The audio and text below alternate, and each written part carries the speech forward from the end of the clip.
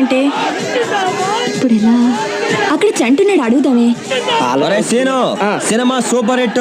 Ladies ఎటువంటి ఇబ్బంది పడకూడదు. ఆ టాయిలెట్ లన్నీ కంపు, ఒక్కొక్క కలర్ ఉండే అతడాడు. 4 సేమానని మేనేజర్ నేను చెప్పానని చెప్పు. ఇదిగో ఇంత గొడవ కూడా రాకూడదు చెప్తున్నా. ఏంటే చంటి అయితే ఎలాగైనా టికెట్లు అరేంజ్ చేస్తాడే. ఏ సినిమా చూడకపోయినా పర్వాలేదు, అతన్ని మాత్రం టికెట్లు అడగొద్దు. అబ్బా నువ్వు ఉండవే. చంటి